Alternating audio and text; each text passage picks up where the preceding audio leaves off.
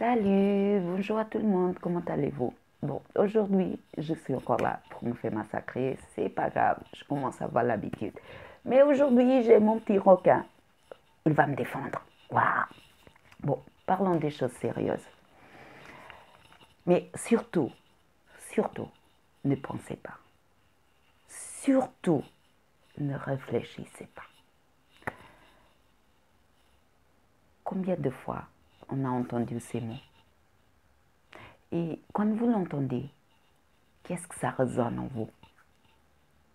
Franchement, qu'est-ce que vous pensez? Ne pas penser, c'est la meilleure façon pour qu'on se laisse contrôler. Ne pas réfléchir, c'est donner aux autres le pouvoir de nous contrôler. Dans le domaine spirituel, on entend tout le temps, surtout ne pensez pas. Les pensées sont répétitives. Les pensées, elles viennent du mental. Ça nous empêche d'être spirituels. Vous avez déjà pensé? Non, non, vous ne pouvez pas penser. Surtout, ne pensez pas. Parce que penser, c'est donner le pouvoir aux autres. Et c'est bien ce qu'on veut. C'est que les autres, ils puissent nous contrôler. C'est que les autres, ils puissent avoir le pouvoir sur nous. La pensée scientifique. On observe, on pose des hypothèses, on va tester les hypothèses, on va expérimenter et après on a une confirmation. La pensée scientifique. La pensée scientifique, c'est ce qui a permis à l'homme d'avancer, d'évoluer.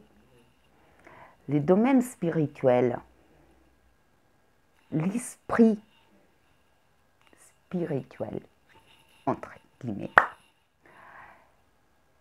il doit être comme l'esprit d'un mathématicien. Ça sert à quoi les théories en maths si on ne peut pas les appliquer? Ça sert à quoi toute la théorie spirituelle si on ne les applique pas?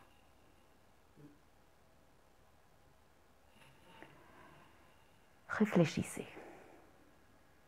Surtout, réfléchissez. C'est la seule façon que vous pouvez avoir pour avancer, pour évoluer, pour ne pas vous faire anarquer, pour ne pas tomber dans le piège. Le domaine spirituel, il avance en parallèle avec la science. À chaque fois qu'une découverte scientifique elle est mise en lumière, il a toujours ceux illuminés qui viennent profiter de ces théories, de ces découvertes, tant qu'elles ne sont pas connues du grand public, avec un seul objectif,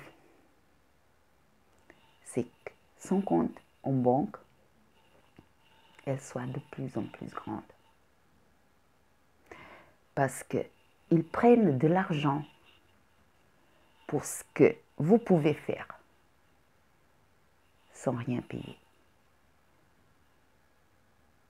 Ou, si vous n'êtes pas capable de faire les recherches, vous pouvez faire appel à l'accompagnement d'un professionnel sérieux. Mais ne croyez pas qu'une solution miracle vienne résoudre tous vos problèmes. parce que ça n'existe pas. Si vous allez voir un médium, un énergéticien qui a résolu votre problème, c'est peut-être parce que vous avez fait un travail avant et vous n'étiez pas prêt à que ça fonctionne. Ça, c'était le but. Mais ce n'est pas lui, c'est vous qui avez pris conscience de vos problèmes. Cherchez quelqu'un qui puisse vous aider à trouver la solution. Cherchez quelqu'un qui puisse vous aider dans votre chemin, qui puisse vous donner le pouvoir à vous. Ne donnez pas le pouvoir à quelqu'un d'autre. Réfléchissez à ça. Nos pensées, oui, c'est vrai, elles sont répétitives. Mais si elles sont là, c'est pour quelque chose. Si elles sont répétitives, c'est parce qu'elles ont un message à nous faire penser, à nous faire passer, désolé. Écoutez vos pensées et réfléchissez. Les neurosciences, l'épigénétique, la science, la physique quantique, elles nous apportent beaucoup de réponses. Ne croyez pas aux solutions miracles.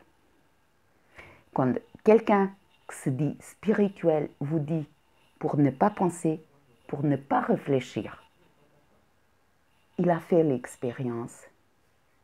Mais vous ne l'avez pas faite.